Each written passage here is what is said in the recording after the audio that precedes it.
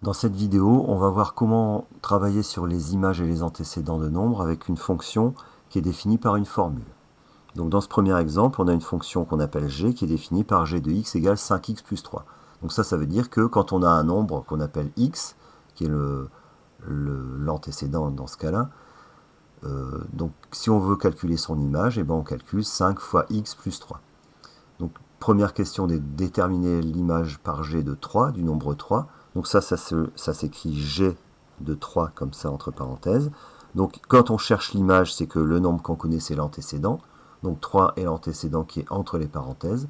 Donc g de 3, c'est égal à ce qu'on obtient ici dans ce calcul quand on remplace x par 3. Donc ça nous donne donc 5, le x quand on le remplace par 3, donc le 5x c'est 5 multiplié par x, donc quand on remplace le x par 3, évidemment il faut mettre ce signe de multiplication, donc 5 fois 3 plus 3. Donc 5 fois 3 ça fait 15, et 15 plus 3, 18. Donc ici, l'image par g de 3 est égale à 18. Donc quand on cherche l'image d'un nombre, quand on a une fonction qui est définie par une formule comme ici ou comme dans l'exercice suivant, il suffit de remplacer x par la valeur qui est donnée. Maintenant, plus difficile, quand on cherche un antécédent d'un nombre. Donc là, dans cet exemple-là, on veut l'antécédent de 16. Donc l'antécédent de 16, ça signifie qu'on cherche le nombre qui est x ici dans les parenthèses pour que le résultat du calcul soit 16. Donc ça se fait en général en résolvant une équation, ce qu'on appelle une équation, puisqu'en fait on a ici le résultat d'un calcul et on veut le nombre qui est au départ du calcul. Donc ici on va résoudre l'équation 5x plus 3 égale 16. Donc comment trouver x quand on sait que 5x plus 3 est égal à 16? Donc d'abord, comment trouver 5x? Si à 5x on a ajouté 3 et qu'on a trouvé 16, ça veut dire que 5x est égal à 16 moins 3. Puisque en fait, si à un nombre j'ai ajouté 3 et que j'ai trouvé 16, ça veut dire que le nombre en question était égal à 16 moins 3, c'est-à-dire 13. Maintenant, que vaut le nombre x quand son produit par 5 est égal à 13? Donc si j'ai pris x et que je l'ai multiplié par 5 et que j'ai trouvé 13, ça veut dire que le x de départ était égal à 5 divisé par 13. Donc x est égal à 13 divisé par 5, pardon. Donc 13 divisé par 5. Ce qui nous donne x égale 2,6. Donc l'antécédent de 16 par g est égal à 2,6.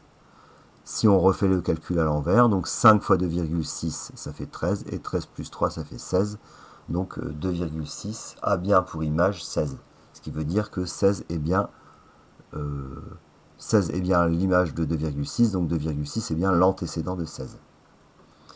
Autre façon moins formelle qu'avec des équations de retrouver le nombre de départ quand le résultat du calcul est 16, on peut se dire que pour passer de x à 5x, on a multiplié par 5, et pour passer de 5x à 5x plus 3, on a ajouté 3. Donc maintenant, si on sait que 5x plus 3 est égal à 16, ça veut dire que si on remonte cette petite chaîne, comme on a ajouté 3 dans un sens, on va retirer 3 dans l'autre. Donc 16 moins 3, on retrouve 13. Et comme on a multiplié par 5 dans ce sens-là, dans l'autre sens, on va diviser par 5. Et 13 divisé par 5, on retrouve 2,6. Donc 2,6 est bien l'antécédent de 16. Voyons maintenant ce qui se passe avec une fonction dite du deuxième degré, c'est-à-dire avec des x carrés. Donc h de x est égal ici à 3x carré moins 5x plus 6. Le calcul de h de 3 se fait comme dans l'exemple précédent, c'est-à-dire qu'on va remplacer x par 3. Donc ça donne h de 3 égale 3 fois 3 au carré, puisque là, encore une fois, entre le 3 et le x, quand on va remplacer le x par un nombre, on est obligé d'écrire un signe de multiplication, moins 5 fois 3, et moins 6. Ici, on a 3 fois 3 au carré, on a la priorité sur la puissance, donc le 3 au carré donne 3 fois 3, 9, et 3 fois 9, 27. Donc ça nous donne 27, moins 5 fois 3 qui donne 15, et moins 6. 27 moins 15, ça donne 12, et 12 moins 6, ça donne 6. Donc h de 3 est égal à 6, autrement dit, l'image de 3 par h est 6. Pour un nombre négatif, la particularité ici, c'est que quand on met un nombre négatif au carré, on obtient un nombre positif. Donc si on écrit h de moins 2, ça nous donne 3 fois moins 2 au carré, moins 5 fois moins 2, et moins 6. Ce qui donne, donc ici on a moins 2 au carré qui donne moins 2 fois moins 2, donc plus 4, et 3 fois 4, 12 ici. Donc là on a 12, moins 5 fois moins 2, 5 fois moins 2 ça donne moins 10, et moins 10 ça va donner plus 10.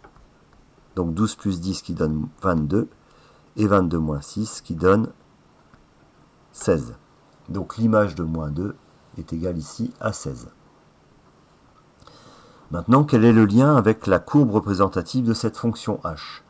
Donc quand on a un nombre et son image, on obtient un point de la courbe représentative de la fonction, à savoir que le nombre qui correspond à l'antécédent va être l'abscisse du point. Antécédent se commence par le même nombre par la même lettre qu'abscisse, et l'image correspond à l'ordonnée du point. Donc abscisse, ordonnée, antécédent, image. Donc par exemple ici, le point de coordonnée 3, 6 est sur la courbe. Le point de coordonnée moins 2, 16 est sur la courbe.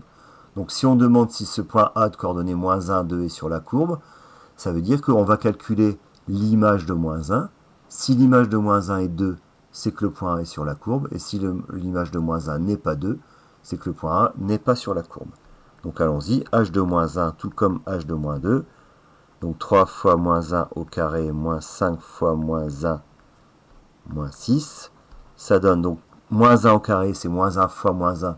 Donc ça fait plus 1. 3 fois 1, ça fait 3. Ensuite, 5 fois moins 1, ça fait moins 5. Mais comme il y a un moins devant, ça donne plus 5. 3 plus 5, ça donne 8. Et 8 moins 6, ça donne 2. Donc h de moins 1 est bien égal à 2. Ce qui veut dire que, comme le 2 qu'on obtient, qui est l'image de moins 1, est l'ordonnée du point A, et ben ça veut dire que le point A est bien sur la courbe. Donc, A est sur la courbe représentative de H. Maintenant, dernière question, le point B de coordonnées 3, 5 est-il sur la courbe? Donc on va calculer h de 3, et on va regarder si c'est égal à 5. Mais ici, le h de 3, on l'a déjà calculé ici. H de 3 est égal à 6, qui n'est pas 5. Donc, le point B n'est pas sur la courbe. Donc sur la courbe représentative de cette fonction h. Voilà.